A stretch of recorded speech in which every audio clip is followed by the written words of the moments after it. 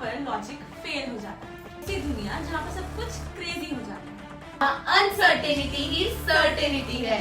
Reality क्या तब तक डिसाइड नहीं होती जब तक हम उसे ऑब्जर्व न कर लें। तो क्या हम सब अलग अलग रियलिटीज में जी रहे हैं? एक सवाल जो तुम्हारे दिमाग का फ्यूज उड़ा देगा। अगर तुम रेड को रेड देखते हो तो क्या गारंटी है कि मैं भी उस रेड कलर को रेड ही देखती हूँ? शायद मेरे लिए रेड ब्लू हो, पर लेकिन हम दोनों को यही सिखाया गया है कि वो रेड है। मतलब जब हम बचपन से उस रेड को ब्लू देखते गए तो हमें कभी डिफरेंशिएट ही नहीं कर पाए कि वो रेड नहीं, वो ब्लू है। तो क्या रियलिटी सबके लिए अलग अलग होती है? ये क्वेश्चन का आंसर शुरू होता है एक बहुत ही अजीब सी दुनिया से, जिसका नाम है क्वांटम फिजिक्स।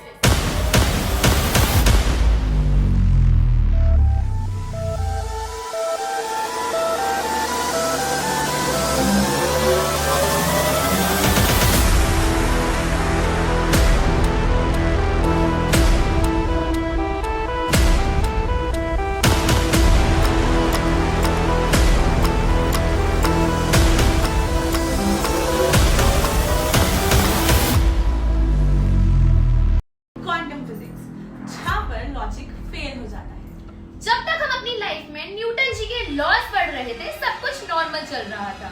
बॉल नीचे गिरती है, फैन घूमता है और कार मूव करती है, सब कुछ लॉजिक से चल रहा था। बट जैसे ही हमने जूम किया, हमें दिखे एटम्स। एटम्स की ऐसी दुनिया जहाँ पर सब कुछ क्रेजी हो जाता है। इलेक्ट्रॉन्स कभी एक जगह होते ही नहीं। वो एक साथ बहुत सारी जगहों पर होते हैं। पार्टिकल्स बिना किसी रीजन के डिसअपियर हो जाते हैं। ये है क्वांटम मैकेनिक्स, जहाँ अनसर्टेनिटी ही सर्टेनिटी है। क्योंकि डबल स्लिट एक्सपेरिमेंट ने रियलिटी को ठोकर दे दी। दुनिया भर के साइंटिस्ट इस एक्सपेरिमेंट के साथ पागल हो गए थे। एक ऐसा एक्सपेरिमेंट जिसमें पार्टिकल को दो छोटी छोटी स्लिट से भेजा गया था। एक्सपेक्टेशन थी या तो वो स्लिट ए से जाएगा या फिर स्लिट बी से जाएगा। पर लेकिन जब तक उसे किसी ने ऑब्जर्व नहीं करा, वो वेव नेचर बन के दोनों स्लिट से पास हो गया। और जैसे किसी ने ऑब्जर्व करा, वो पार्टिकल नेचर शो के एक स्लिट से गुजरा। मतलब या फिर रियलिटी डिसीजन मेकर तुम्हारी आंखें हैं। तो अब हम वापस आते हैं अपनी कलर थ्योरी पे, वो ब्लू और रेड वाली। अगर तुम्हें रेड कलर पसंद है तो क्या जरूरी है कि तुम्हें वो रेड कलर ही नजर आ रहा है? या फिर तुम्हारे ब्रेन का कलर कोडिंग सिस्टम कुछ इसी तरीके से वायर्ड है? क्वांटम फिजिक्स ये सजेस्ट करती है कि परसेप्शन, जो कि हम लोग रियलिटी समझते हैं, वो हमारे ब्रेन का एक इंटरप्रिटेशन होता है। तो क्या हम सब अलग अलग रियलिटीज में जी रहे हैं? तो परसेप्शन ही हर किसी के लिए अलग अलग हो सकती है। तो टाइम और स्पीड भी क्या पता सिर्फ एक परसेप्शन हो? क्या स्पीड ऑफ लाइट वाकई एक लिमिट है, या फिर सिर्फ एक इल्यूजन जो हमारे ब्रेन ने खुद क्रिएट किया है? अब मान लो कि तुमने एक रॉकेट लॉन्च किया स्पीड ऑफ लाइट से भी तेज। बट आइंस्टाइन जी के हिसाब से स्पीड ऑफ लाइट तो यूनिवर्सल स्पीड लिमिट है।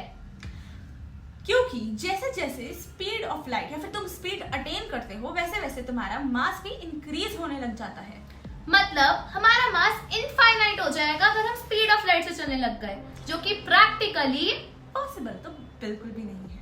लेकिन अगर तुम लाइट स्पीड के नियर चलने लग जाते हो तो तुम्हारे लिए टाइम स्लो हो जाता है। इसे कहते हैं टाइम डायलेशन। मतलब अगर तुम स्पेस में 5 इयर्स के लिए ट्रैवल करने के लिए जाते हो तो अर्थ पे 50 इयर्स कंप्लीट हो चुके होते हैं। ये कोई साइंस फिक्शन नहीं, ये साइंटिफिकली प्रूवन है। एस्ट्रोनॉट्स की क्लॉक स्लो चलती है। मतलब स्पेस में जाना इज इक्वल टू फ्यूचर में चले जाना। और अगर तुम्हें फ्यूचर नहीं पास्ट में जाना हो तो तुम्हें चाहिए एक वर्म होल, एक ऐसी टनल जो दो जगहों को एक साथ जोड़ती है। मींस मुंबई से मार्स सिर्फ एक कदम दूर। बट प्रॉब्लम सिर्फ इतनी है कि वर्म होल्स अभी सिर्फ एक थ्योरी है। वो बन सकते हैं बट वो स्टेबल नहीं है। और अगर बन गए तो तुम टाइम ट्रैवल भी कर सकते हो। यस, सीरियसली कर सकते हो। क्वांटम मैकेनिक्स कहता है कि अगर दो पार्टिकल्स एक साथ एंटेंगल हो गए तो वो यूनिवर्स के किसी भी कोने में हो, अगर एक के साथ कुछ भी हो तो दूसरा तुरंत रिएक्ट करेगा। मतलब इंटर कम्युनिकेशन ओवर स्पेस। क्या ये लाइट स्पीड को तोड़ता है? क्या क्वांटम ही वर्म होल्स का सीक्रेट है? क्या क्वांटम ही रियलिटी का चीट कोड है। तुम जिस दुनिया को रियल मानते हो सकता है किसी और के लिए वो दुनिया बिल्कुल अलग हो। तुम जिस कलर को रेड मानते हो सकता है किसी और के लिए वो ब्लू हो सकता है कि तुम्हारा टाइम स्लो और मेरा टाइम फास्ट चल रहा हो, और तुम जहाँ हो सकता है वो तुम्हारा दिमाग ही बना रहा हो। तो क्वांटम फिजिक्स ये कहती है अगर तुम देखते हो तो चीजें होती हैं। इसका मतलब अगर तुम देखना बंद कर दो तो क्या रियलिटी एग्जिस्ट करनी बंद कर जाएगी।